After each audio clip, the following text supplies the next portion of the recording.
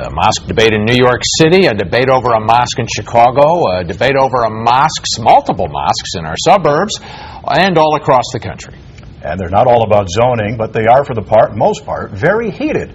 Our first guest this morning says Islamophobia is becoming a concerning problem in America. He is Ahmed Rehab. He is the from the Council on American-Islamic Relations. Ahmed, thanks for joining us this morning. It's a pleasure. Thanks for having me. So what is the status of Muslims in America?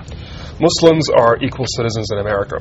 They are here to live, work, practice their faith like everybody else, but unfortunately there is a campaign of misinformation that is going on out there because of the creation of these new anti-Muslim organizations like SIOA or Act for America. There's really helping sweep this nation into a frenzy as far as mosque building and other forms of Muslim expression. You say campaign, it makes it sound as though it's organized. Do you believe it is? It is absolutely organized. I'm not saying every response that is against the building of a mosque is part of Islamophobia or these campaigns, but there are campaigns that are driving a lot of the misunderstanding and a lot of the suspicion that people may have for genuine reasons of fear.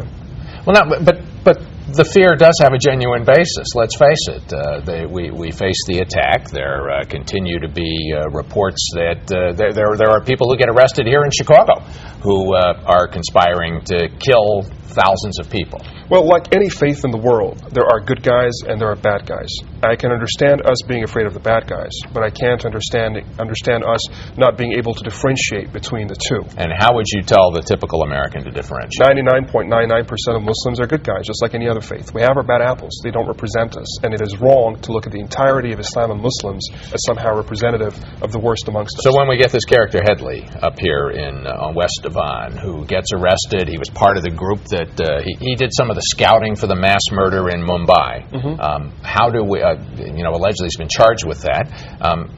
How should people differentiate that? I think you can understand where the fear comes from. Well, if somebody commits criminal behavior, and again, it's not proven yet, but let's assume that is the case, we're all against that. It doesn't matter if they're Muslim or Jewish or humanist or Buddhist or whatever else, or Christian. We're all against criminal behavior. We're not against faiths or communities, because that would be bigotry and that would be misunderstanding. So how is this impacting the Muslim community? It's impacting the Muslim community because the Muslim community itself is seen as somehow an extension of the criminal behavior that is occurring in really minute but meaningful levels with terrorist activities or suspected terrorist activities. But on a day-to-day level, how does it impact you? Well, Muslims are talking about it every day. They're thinking about it. They're worried about how their children are going to perceive themselves, self-image growing up in this country. We don't believe that America is a nation that says no to somebody because of their faith. We're all Americans. America says yes to all of its citizens, all of its sons and daughters. We believe in that. And sooner or later, we believe that, the truth is going to come out on what Islam is really about.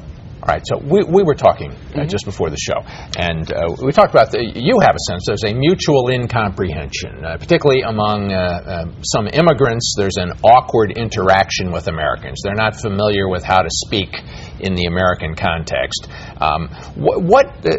Let's talk about that. I think there have been occasions where Americans reach out and they are a little put off by the response they've gotten. That's a reality I can't deny, Mike and Dale. And frankly, this is the story of America.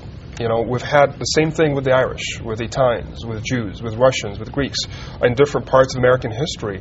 And it could take a generation and a half, maybe two, before people are viewed as Americans. And yet the war does make this different. The war does make a difference. Maybe the Japanese had a similar experience in World War II. We do have our own context that brings in certain particularities.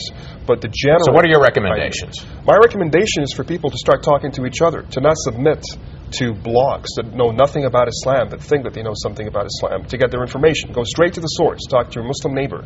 Open up real books at your local library. The blogs are really playing a role here in confusing people about what Islam and Muslims are about, as is AM radio. We're all in it together. We're all in it together. Ahmed, thank you very much. Thank you.